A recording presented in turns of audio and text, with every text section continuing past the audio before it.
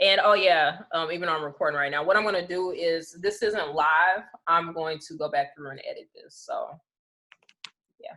Cool. Well, feel free to talk. So, all right. So thank you all so much for joining this call. I first want to say to everyone watching that the intent of this meeting is to support those that are on the front lines of educating through this pandemic known as COVID-19. Of course, we all have been opinionated with everything happening, but I thought, how could we collectively help to create a solution to our problems? We know that educators come out of pocket for their classroom needs, but this year in particular is a little different. Personal wipes and hand sanitizer is a necessity. So I thought if we could collectively help a few teachers, we in return get a chance to help not only them, but hundreds of students. So with that being said, if you don't want to continue watching this entire conversation, I am putting the Cash Apps and methods of payment to the educators that are in this. I am asking, if you come across this, to donate either between $1 or $5, whatever you want, to each of them. And if you say, hey, I spent $10 today to help students, that's great. And we all just collectively put that together, this could really just be a blessing to all of them. So anyway, like I said, the intent is to be a part of the solution rather than recognizing our problems. So with that being said, thank you ladies so much for joining this call. I first just want you all to introduce yourself. You don't necessarily have to say what school you're part of, because I know that type of stuff can be private, or if you want to say that, that's fine. But also just what position you hold in the education system. So let's start from left to right. And I'm hoping that this screen is like it's set up for you guys. So Melanie, do you want to start? Sure. So as my name says on the screen, my name is Melonnie Chandler. I teach in the Chicagoland area, and I'll be entering my 3rd year of teaching this fall. I'll be teaching a multi-grade 4th, 5th split, and so I'm like eager to get started and ready to kick off the school year. Awesome. Shirmeka? Sweet. Is it me? Oh yeah, go ahead. You know what? Forget all of it. Okay. I was just like, who's next? Yeah, go next. Go next, Val. Sorry. Okay, so my name is valerieaihe, and I am a 1st year teacher officially now. And I will be teaching art for K through 5 in Orange County, Florida. Awesome. Tiffany Payne, going on year 12 of teaching. This year, I'm taking on a new role. I'm going to be Dean of Behavior in a K-5 setting. Super excited, and I'll be doing that in Orange County. Let's see, Eileen Garcia. This is my 2nd year teaching, and I'm an art teacher too, from kindergarten all the way through high school, and I work for Eastland Christian School. Awesome. I'll jump in and go next. I'm Dr. Shirmeka. I know. I just graduated this summer. I'm super excited. So I'm transitioning out of the classroom into an administrative role. I am the assistant principal of a private Christian school in Lake County. I'm Destiny Jones. I am also a 1st year teacher. I actually started in February. I was in the classroom for 1 month before this happened. And I'm teaching ELA in Orange County. Okay. Hi, I'm Jade Smith. I'm a speech language pathologist here in Hillsborough County. I was an SLPA first, so I guess altogether about 5 years, but this is my 3rd year for the school system, and I service students from pre-K up to 5th grade. Okay. I'll jump in. Okay. Go ahead. Okay. My name is Megan Kearney. I kind of feel like I'm the oldest. I am going into my 15th or 16th year as a speech language pathologist. I work primarily in achievement schools the entire time, and service students from like preschool all the way up till 5th grade. Cool. I think I'm the last one. Yeah. All right. I am Ashlee Bluitt. I work in Putnam City in Oklahoma the state of Oklahoma, Oklahoma City. I am a school counselor for pre-K through 5th grade. And this is my, oh my gosh, what year am I going into for school counseling? This is my total in education. I'd say I'm in year 6. That's awesome. Yay. Awesome. Thank you so much, ladies. All right, let's get to this next question that I had written out that I sent to you all. All right, so what positive verbiage would you like to offer other educators and families that have to and want to send their children back to school during this pandemic? I would say for me, because coming in as a first year, I would just say that we are kind of on the same page as we want to make sure your kid is safe. So just know that we are doing everything that we can, and we know that you're doing everything you can. So the goal is mutual. We want to make sure each kid is protected. We're taking every measure that we know how, and even coming up with some things that we can do. So I would just say, just trust that you're doing the best that you can. No one's been here before, and we're all doing the best that we can. And so if you just rest on that, things will get better. And the more we go, the more we'll know. Cool. I want to piggyback off of something that Valerie just said. You know, she said we're all doing the best we can, and this is everyone's first rodeo at this. So I know that last quarter we spent all last quarter doing virtual learning, and some of us were really good at it. Some of us, you know, struggled just a little bit, but there was a huge learning curve and we were all there together. So I just want you to have some grace for yourself as parents, for your children, for your teachers, in knowing that, you know, again, everyone's doing the absolute best that they can. So if you're not the best at helping your kids with their virtual assignments, it's okay, you know, be kind to yourself. If you're frustrated with the way things are happening, it's okay. Just be kind to yourself and know that, you know, specifically for those parents who have to send their kids back to school, I think it's really important that you know that it's a decision you have to make. So don't be so hard on yourself. I know some of you may feel guilty about sending your kids into a traditional classroom environment in the middle of this pandemic, but don't feel guilty for doing what you have to do. Just trust your kids to the Lord. Trust that God will take care of all of us. And I know that's so much easier said than done, but ultimately, if we don't trust God with our lives and with our children, then who can we trust them with? So just be kind to yourself, be gracious about it, and don't feel guilty about having to make the choice to send your children to school. Yeah, that's a good point, Shirmeka. I can go. I would say that for educators, you know, I would say that one thing is I'm also educators and families. I have 4 kids of my own that are going back to school themselves. And it's scary. And I myself, as a parent and as an educator, don't know what's going to happen next. I don't know. It may change tomorrow. And so without, you know, it's fear of the unknown, I think we have right now. And so I would say to educators out there, you know, like she was just speaking of, you know, be gracious to yourselves, be kind to yourself, you know, and remember why you became an educator. You became an educator, most of us, because we love kids, we're passionate about helping others. You know, for me, mental health is a big thing. So for families and to educators, I would say, check on your mental health, check on your kids' mental health. You know, I came into this because I'm very passionate about helping children in trauma, helping children in times of need. And this is what, this is great for me right now, because so many kids and so many families are experiencing high trauma because of having to, the anxiety of sending their kids back to school or being home with them and during times of need.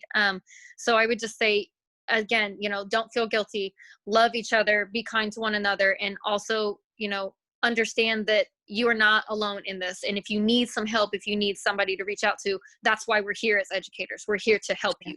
So yes, that's really good.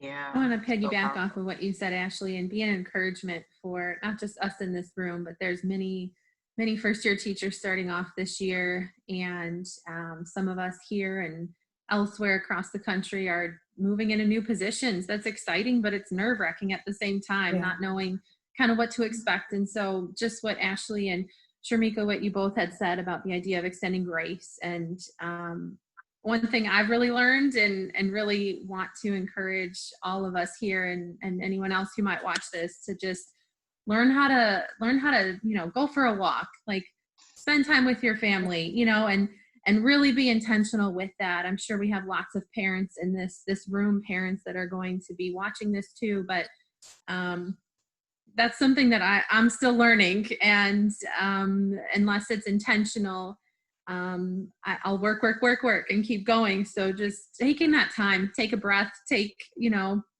get a book out, you know, do something. It'll make the world of difference. Awesome. Anyone else towards that question? Yeah, I'm going to jump in, Kayla. I think for me, the two words that keep coming to my mind are grace and flexibility.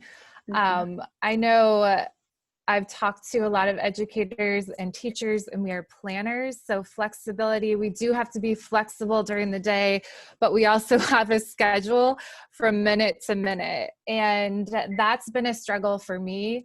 Kind of letting that planner side go and being more flexible. It's the fear of the unknown, but taking it day by day. I was talking to Jade today, and it's not even day by day, it's kind of like hour by hour. And then also, I think it was what Val said, that we all have one goal. We may have different opinions and, you know, we may be in different lanes, but we all have one goal at the end of the day. And like Val said, it's the safety of your child. And so we will do the best that we can with what we've been given. I'll follow behind Meg. I'm a mom as well. And so I kind of understand the fear of making the best choice. You know, it's your child and you're sending them into that environment, and ultimately, you know, you feel responsible for what kind of environment you're sticking them into.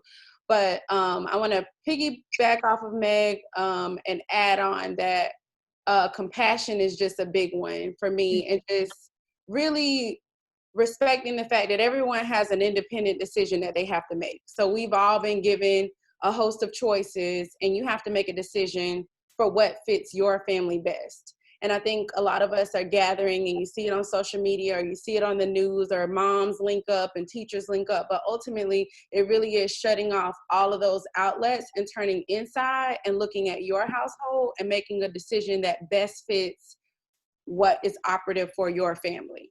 And so once that decision is made, the next step behind that is, I support you. If you decide that you're sending your child to school, it's not for the gas and the feedback, it's I support you. And if that person decides to learn, it's not, well, you might be widening the gap, or do you think you'll do a good enough job? It's I support you, you know, and vice versa. If it's a teacher and they decide to stay home, you know, I support you. And if they decide to go back into the classroom, it's still I support you. Yeah. So I just think across the board, it's just realizing that people are making really, really huge decisions that impact themselves and their children, and compassion is important. And just remembering that ultimately everybody makes their own choice, and it's just, I support you across the board. And so I support you all across the board, whatever decision you make. So ultimately, I think we will all fuse together. We're all resilient. The kids are the most resilient. And I think it's going to be a complex year, but it's going to have its quirks, and we'll still have memories to carry on for a better 21, 22. So it'll be fine. We'll be good.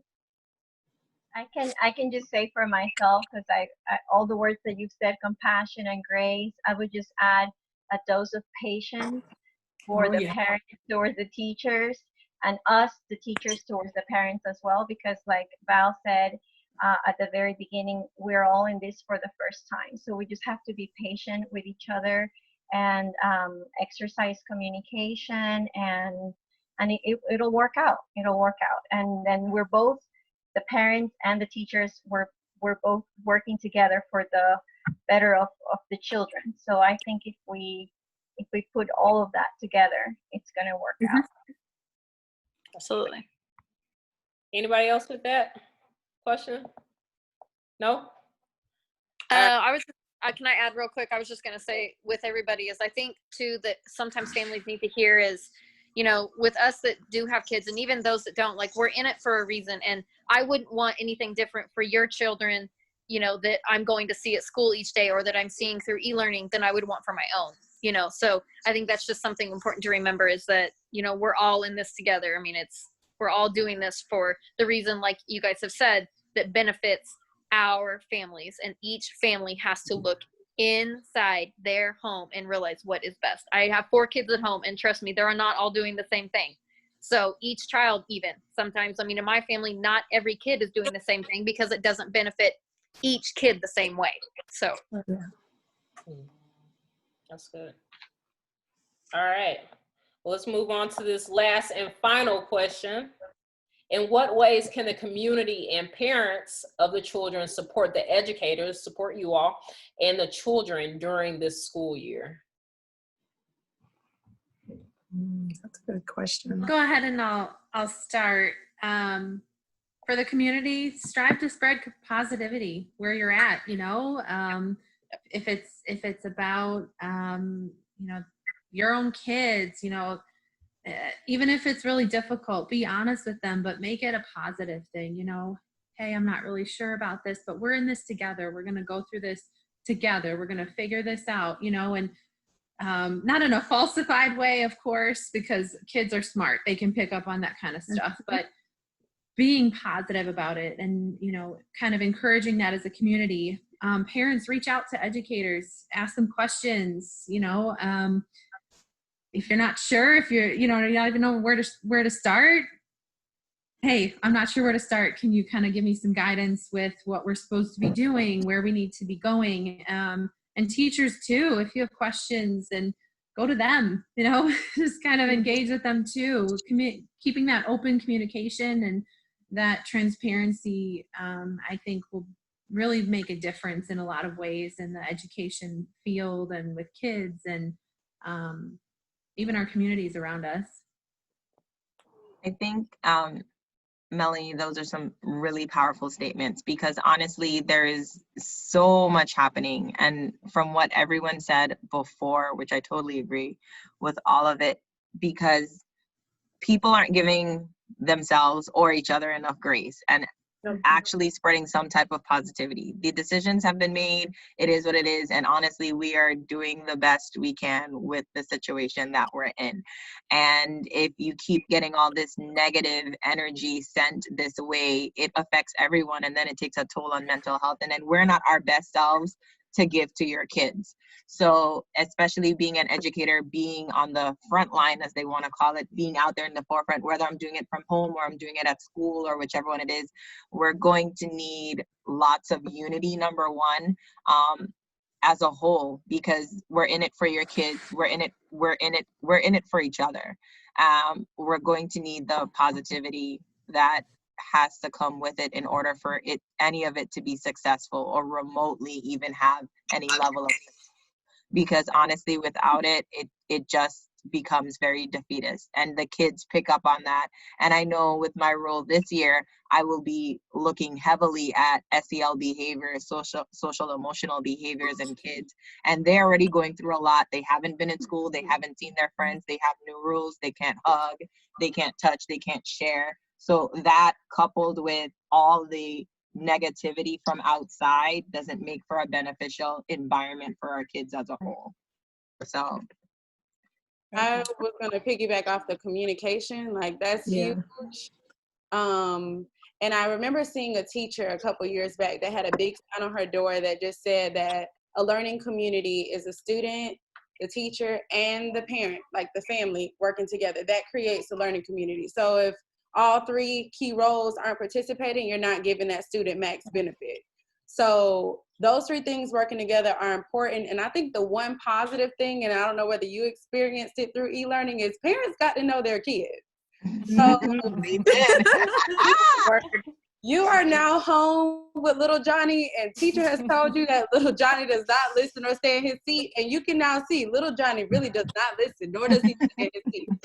So I think knowing that now the lines of communication come from a much more pure baseline, because we both know this student now. And so it's more important that we have that regular communication. And I know for myself, I'm a planner. I like to stay organized. I like to stay on top of my day. And so, you know, you kind of want to say, you know, can you contact me for email for these things, or can you, you know, so forth for these things, but just opening yourself to trying to be accessible in as many avenues as you can, because there are parents who are working during the day and they're being night teachers, and then ones that are working at night. You know, it's just a lot of flexibility that it's going to require. And so parents are going to need more methods of contacting us and just kind of opening ourselves. And then hopefully they reciprocate the same thing now that they're home with little Johnny, and they know that they need me as much as I need you too. So hopefully that'll kind of flip the script, but communication is just going to be a key player this year. And so I hope that I'm excited that parents need me, because we have meetings that parents never show up to. So I'm excited to be needed. Let's just put it that way. So communication. I think that one of the things that's going to be important this year is that, and this is simple, but it's necessary. You know that we need personal protective equipment for those of us who will actually be in the school. And whether your child is doing virtual learning or they're going into the classroom, even if your kid is doing virtual learning, when you get the supply list from your child's school, please purchase those products, because they do need sanitizers and wipes and gloves. And I mean, there are just so many things that are necessary this year. Those pencils and pens, because every day, and for all the teachers who are on here, they can tell you every day you have students that you give pens and you give pencils to, and you give erasers to. I don't know what happens to erasers, but every day there are things that you give away. And things that you would typically, you know, say, hey, give that back. You can't do that anymore. So you're not allowed to share anything. So there are just a number of things that your kid's classroom is going to need. So keep in mind, even if they're virtually learning for the first semester, they're going back for second semester, you know, God willing, and they're still going to need those supplies. So we're going to need your cooperation in making sure that you actually get the things that are on the supply list this year. Go to your school's webpage. Go to, you know, once you receive that communication from your child's teacher or wherever it's coming from, please go out and get those supplies. Get double if you can for the school. Another thing I will say is prayer. We need your prayers. The same way teachers and adults, the same way parents are anxious and teachers are anxious, these children are anxious as well. Yep. Especially when they're going into an environment they've never been in. Yes, they may be familiar with their school. They may be familiar with the teachers in their school, but they are not familiar with school the way it is now. This is totally different. The social distancing, the, you know, wearing your mask, the, you know, hey, I know you want to give your buddy a hug or a high five in the hallway, but you can't do that. You know, some schools, like at my school, you can't go to your lockers. You can't, I mean, there are just a number of things that they won't be able to do anymore. And it's going to cause them some anxiety. So be patient with them and pray for them. I'm fortunate to be or blessed to be at a Christian school where I can openly pray for my kids, but even if I was in public school, I would still do it. You know, in a way that doesn't get me fired, of course. But, you know, it's just, please, we definitely need that. Teachers, pray for each other. Teachers, pray for your parents. Teachers, pray for your kids. Pray for your administrators who have to make the decisions for your teachers and your kids. Before moving into the position of administration, I had absolutely no idea what my principal really had to face until now, walking in those shoes. And I'm like, Jesus, I need you. Because there is no way that I can do this. So just pray and support through getting those supplies. Ask your teachers what, even if you don't get a supply list, go ahead, call the school, ask them what they need. They will tell you. If you know who your child's teacher is already, ask that teacher, send them an email, ask them, what do you need? And actually get it for them. Yeah.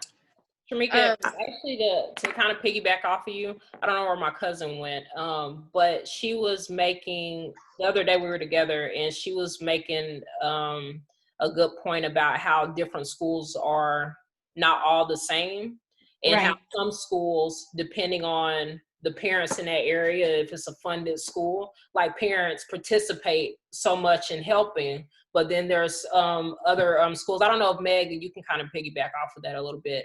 If Jade, do you remember that conversation we were having? Yes. So yeah, I'm all over the place, but I would like you to explain that, because that, obviously that conversation enlightened me, and it was like, oh yeah, that makes a lot of sense. So I was explaining that, you know, the difference between a Title I school. There are some areas that have more support.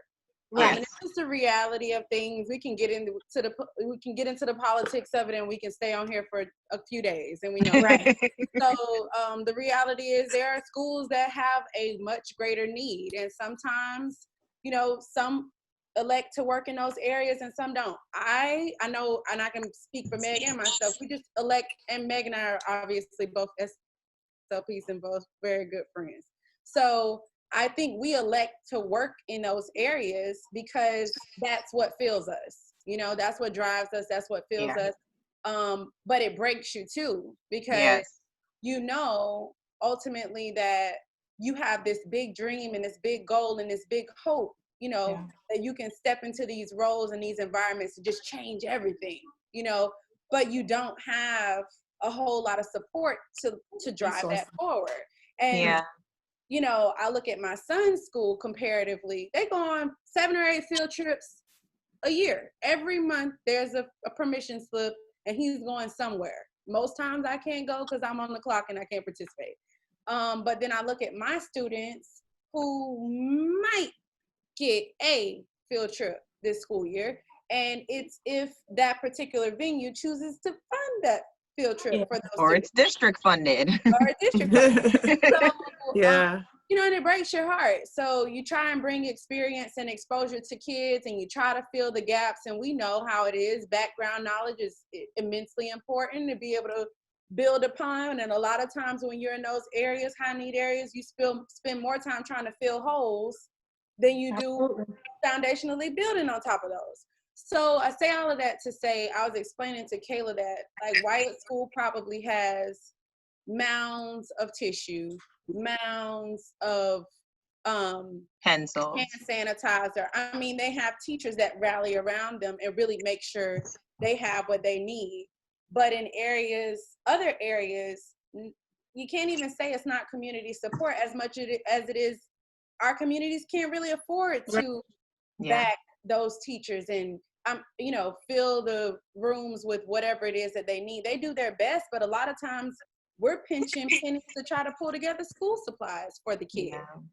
So, you know, it's just a big dream and a big hope, but I really want to applaud Kayla, and I know she doesn't do anything for an applause, but I just think when she came up with this idea, it's nice to see people wanting to reach out and support and help teachers, because a lot of times we know how much we reach into our own purses and put socks on a child or put a shirt on a child or feed a child. And toiletries, and toiletries for a child, you know. So it just takes us having this type of support to be able to build on those big dreams, because they are achievable, just like we preach to our kids. But as we know, in certain areas, it takes a little bit more than hope, and a little bit more than a dream, and a little bit more than, you know, just showing up every day to get them there. And, you know, I just wish that the same love and support and finances really that a school like my child's has could bleed over into mine. And I know that individually we cannot, off of our budgets, we can't make that happen. So that's a lot in a nutshell, but I was just kind of explaining to her that the needs are different. And They are. Yeah, if they people are don't very want different. to open their eyes and see that the books are old, the walls Yeah. are old, the water Yeah. fountains are old, Hmm. the school They're is old, broken. the insulation is old. Yeah. You know, everything is old, and it is different. So thank you, Kayla, for doing this. And I guess but I have to. there's a difference, and we know it. Kayla, I got to get off here in a second because my 20 kids are being very needy right now. But I can touch a lot off of what Jade was just talking about. Our school is very high and very high, you know, and how do I put this with people watching? We are a very high need school. And I depend on, you know, the question talked about, you asked about what can the community do? I reach out to so many people in the community area to help our school.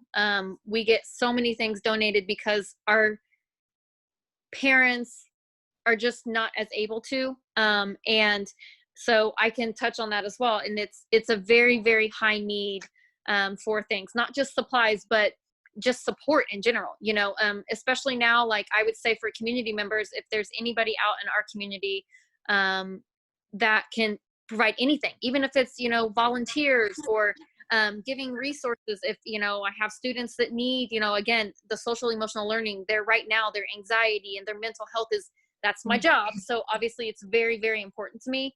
So I would say any community members or any resources that are in the community that can help our school and help our families, whether it's, you know, we had a lot reach out that were willing to pay bills during this time and that were willing to help out with groceries and stuff like that, because I was getting phone call after phone call about, you know, I can't pay my electric bill. I can't pay, sorry, my phone's gonna die. Can't pay my electric bill. I can't pay, you know, how am I supposed to have my child on their iPad learning if I can't have the internet? And I know that's not just my school, it's across the board. I'm sure you all are experiencing that in some sort of fashion. And so our school though is it needs that so much more. And so reaching out to the community is, I'm asking you anything that you can give.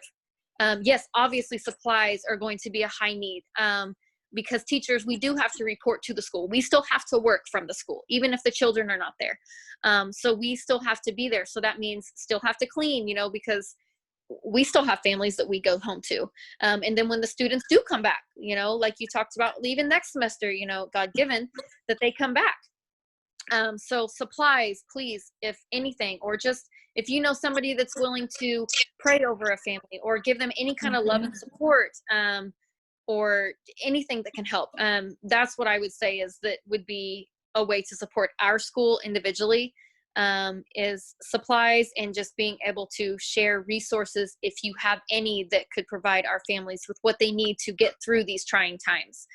Because I know right now my job as a school counselor, we deal with a lot of high trauma anyway, but it's going to look a lot different this year. It's going to be very elevated. And so I love that, you know, you brought that up, Kayla, because our school, my school, even in the same district, there's a school down the street that the needs are completely different, just given the area. And so with our school being more high trauma, I think it's something that the community can help with if we can, you know, stand in arms and be able to support these families and these teachers and vice versa. So. Okay. Awesome. I'll say one more thing. Just for me, my biggest thing has been to make sure that the kids, I know we teach them to share, but just making sure I have enough for each kid. And so I would say from a community standpoint and the parents, of course, Shirmeka talked on it a little bit. If you can just kind of adhere or ask if you really don't know, or just get extra if you're able to. And also as a community, just being mindful of what we're talking about. I am not yet a school counselor, but I'm studying to be one. So I totally I'm on that track right now and taking everything I've learned this summer in my classes and putting it into my field, which creativity is it's going to be such a huge outlet this year. So I want to make sure that our kids have that avenue, and I want to be able to kind of tie in what's going on and giving them creative outlets.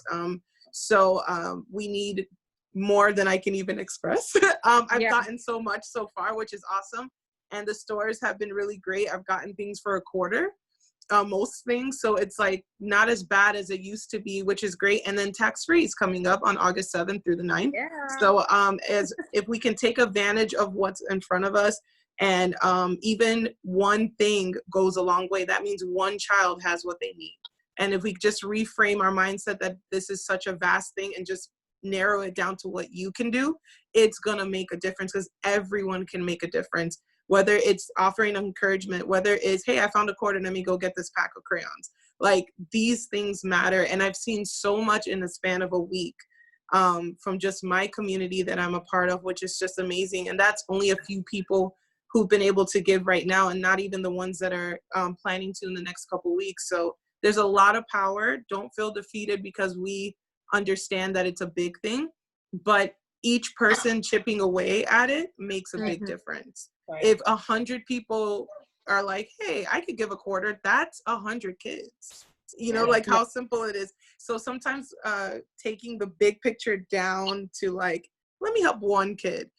If everybody does that, everybody's gonna be able to help. So just kind of reframing our thoughts, just being committed to helping whatever way you can, and also just speaking positively, because those seeds are being sown and have been sown for the last 4 months. And so we don't know if we're gonna get the same happy kids we had back in March. So we wanna make sure that when they come back, we are the first face of comfort and safety and just whatever we can be for them right now. So the community can kind of help us while they're getting ready to come back, so that when we see them and they're back in our presence most of the time, we're better equipped.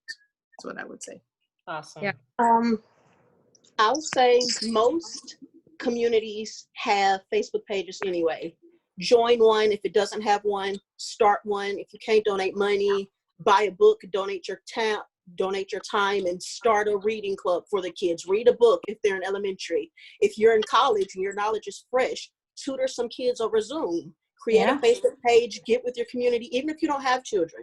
I don't have children, and before I was a teacher, I was volunteering at my local school. Pick a school and give your time to that school, give your time to those students if you have it. If you can't contribute your money, be there for them. We've always needed our community, now more than ever. And after this is over, we're still going to need you. So stick around. Yeah. And I think that's a good point too, in the sense of, you know, what we do for one child, if, you know, if it, even with a supply or someone volunteering their time, it's not just helping one child. You know, if a pack of wipes, you know, or a volunteer is helping not only the parent, the child of the parent who brought them, but the whole class. And in turn is keeping that one child safe. So it's, you know, it's like this cycle of one child brings wipes, one child has a volunteer that reads to them, and in turn it can help everybody else, which then again falls back to helping that individual child. So that's a good point to make too. Yeah, that's awesome. Anybody else? I was gonna say, to piggyback off of what Val said, and I think Destiny said, I think pretty much I already said it. Looking into organizations like Donors Choose and Adopt a Classroom are super, super, super good, because I too work at a Title I school, and those are such a blessing. Like, getting those projects funded are such a blessing, especially for Title I teachers, because we honestly do the best with what we have. And those are truly, truly great ways for you to find a teacher, find a classroom, read their bio, because you have to do a quick little bio about why you need it, why your kids need this assistance, and like follow that teacher, follow that classroom. Or even like Destiny said, like, you know, you can do things on Zoom. People are getting really creative, coming up with learning labs in their neighborhood, or even like rec labs amongst themselves in their community. You can do that via Zoom or whatever platform you have, but honestly really plugging in to actual classrooms, because the money that you donate, or the Donors Choose that you fund, or the classroom that you adopt, or the learning labs, or the rec centers that you're making virtually, those are plugging back into the schools and really going towards the entire goal, which is the kids. Like, we're honestly just here for the kids. And so, like, throughout this whole pandemic and everything that's going on, and even though we care so much about ourselves, we know that especially in the Title I schools, like, we may be that one person that child sees that cares that much. So like, as a community, helping in that aspect is truly, truly pivotal. Awesome. All right. Well, I think we should wrap it up now. I've actually been nervous that this thing is going to cut off because, like I said, I don't have the This grace. pay for. So anyway, like I said, if you guys have watched this whole thing, please, please, please reach out to these amazing women that again are on the front lines. Like we've been talking about front lines of the grocery stores and hospitals. These are the front liners of education. And we don't think about it that way, but it's true. So I commend all of you guys. Thank you guys so much. I don't have children at all, but I have beautiful godchildren. And if I am your friend and you have kids, you know I probably love your kids tremendously. So I care, and I care about my friends and my family that are in the educational system and that are putting all negativity aside and saying, hey, this is what we're doing, and just holding it down. So thank you all so very much. Thank you. Thank Thank you. Yeah, wish the best for all of you guys. I love you guys, and Love you too, I'm girl. just gonna Love you end too. this awkwardly and just shut this recording down. All right. All right.